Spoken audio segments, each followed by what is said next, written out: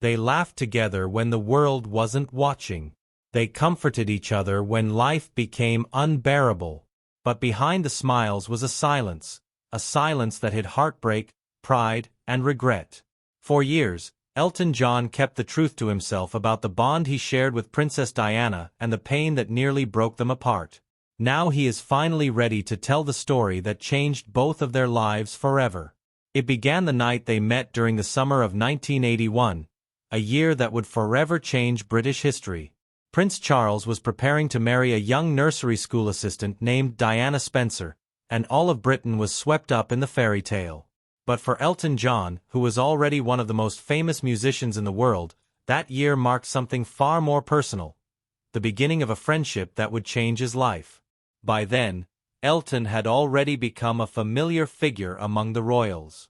The Queen Mother loved his music, and Princess Margaret, known for her rebellious streak, often invited him to intimate gatherings at Kensington Palace.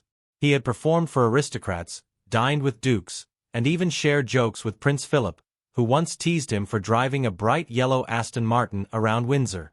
Still, despite all the glamour, Elton had never truly felt at home in those circles. That changed one unforgettable night at Prince Andrew's 21st birthday party held inside Windsor Castle. The ballroom glittered with chandeliers, jewels, and royal formality. Elton, dressed modestly by his standards, sat at the piano and played softly as guests mingled. He later described feeling nervous and out of place among so many lords and ladies. Then, as he turned to look across the room, he saw her. Diana Spencer had just entered, young, radiant, and not yet a princess. The air shifted. She had incredible social ease, an ability to make anyone feel completely comfortable in her company. When their eyes met, he smiled politely and she returned it with warmth. Within minutes, the two were talking like old friends. They laughed about the awkward music playing and ended up miming the Charleston together in the middle of the ballroom. A moment so spontaneous and absurd that even the Queen noticed and smiled. Elton would later say, "That night I felt as if I'd known her forever." For Diana, that charm and humor was a lifeline. She was weeks away from marrying into a family that represented duty, structure, and silence. Her every move would soon be dissected by the press. For Elton, she was refreshingly real, unpretentious, quick-witted, and full of empathy. She was fabulous company, the best dinner guest, incredibly indiscreet, and a real gossip, but she cared deeply about people. From that night on, their bond deepened, both outsiders in their own worlds.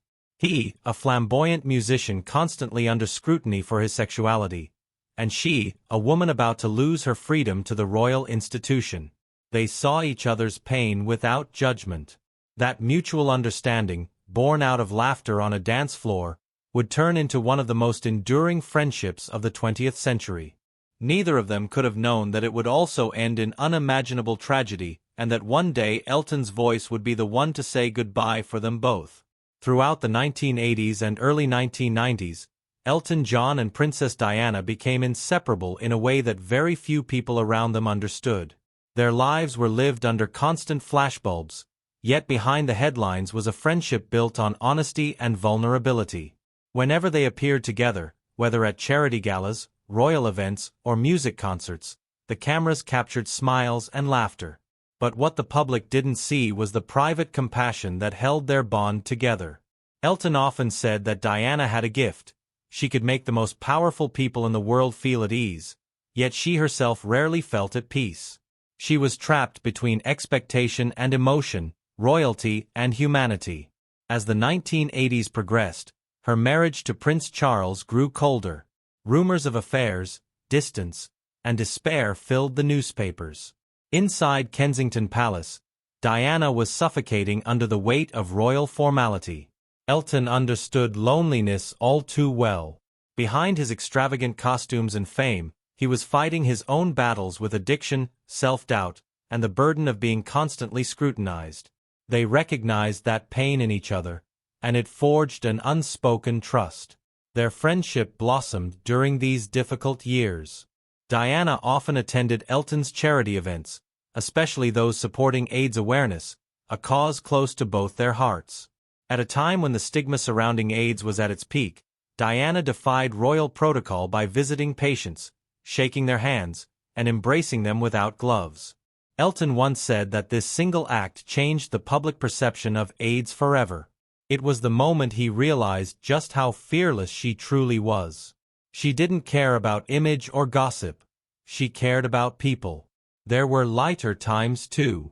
Diana had a mischievous sense of humor that matched Elton's perfectly.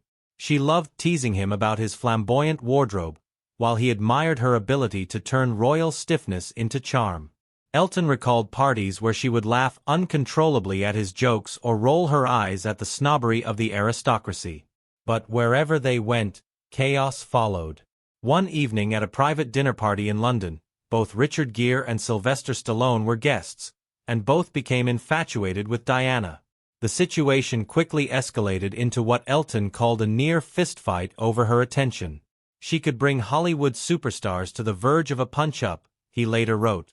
They were utterly bewitched. Yet even as she drew crowds and admiration everywhere she went, Diana's private life remained heartbreaking. She struggled with bulimia, sleepless nights, and a feeling of being unloved. Elton would sometimes visit her simply to listen.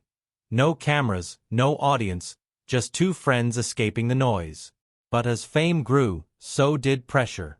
Diana's world became harder to navigate, filled with manipulation and palace politics. Elton worried about her constantly, knowing how fragile trust could be in that environment. By the early 1990s, they were like siblings, joking, arguing, and relying on one another. But with great affection came occasional conflict.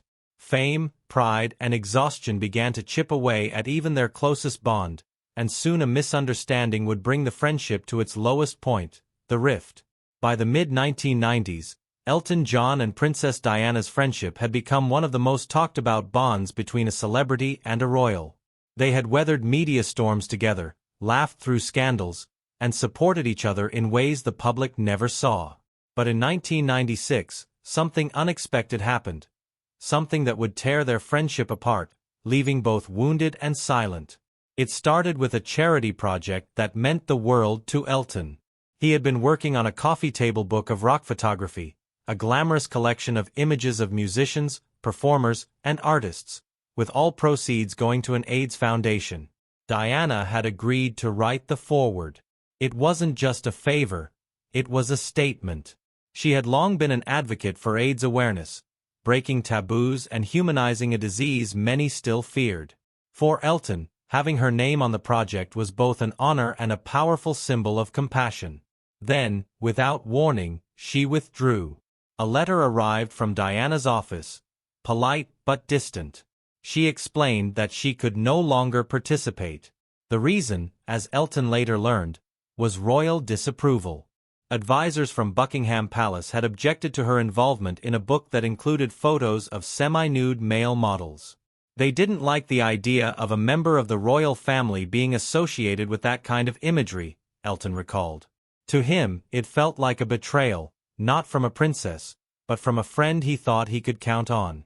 On Larry King Live years later, Elton admitted, "I wasn't too happy, and I let her know that." He sent her a message expressing his disappointment. Diana, feeling cornered, responded with what he described as a terse letter. Sharp, cold, and final. After that, there was silence. 4 months, they didn't speak. Elton said he felt deeply hurt, not because of her decision, but because of the distance that followed. Diana, meanwhile, was under enormous pressure. Her divorce from Prince Charles had just been finalized in August 1996. She had lost her royal title, Her Royal Highness, and with it a piece of her identity. The press surrounded her day and night, and the palace offered no comfort. Surrounded by people with conflicting agendas, she began to question who she could truly trust. Elton believed that palace advisors might have influenced her withdrawal, but privately he also wondered whether she had grown tired of being connected to other people's causes. Whatever the reason, the damage was done.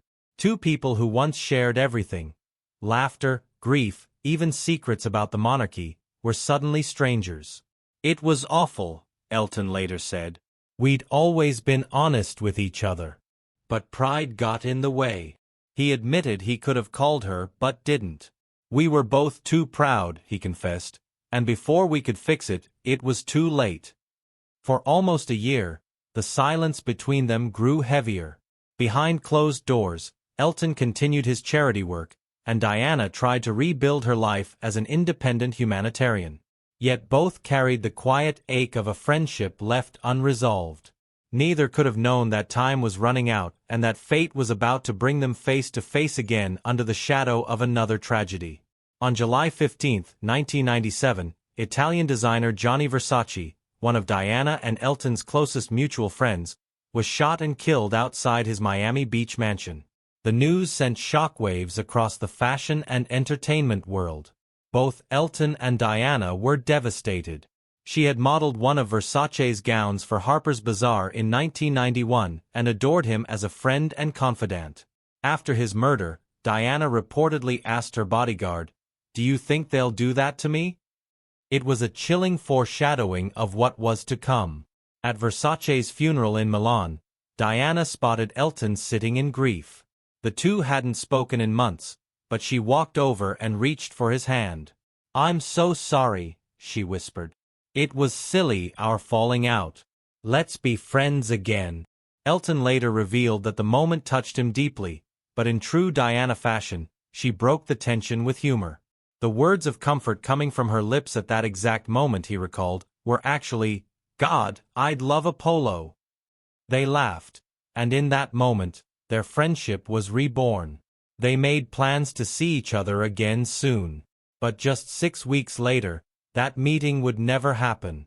In the early hours of August 31, 1997, Elton John was woken by the sound of his fax machine. A message had come through, "So sorry to hear about this awful news." Confused, he turned on the television and the world fell silent. Princess Diana had been killed in a car crash in Paris, chased by paparazzi through the Pont de l'Alma tunnel. She was 36 years old. "It felt unreal," Elton said later. "Just weeks earlier, we'd been laughing together at Johnny's funeral, and now she was gone."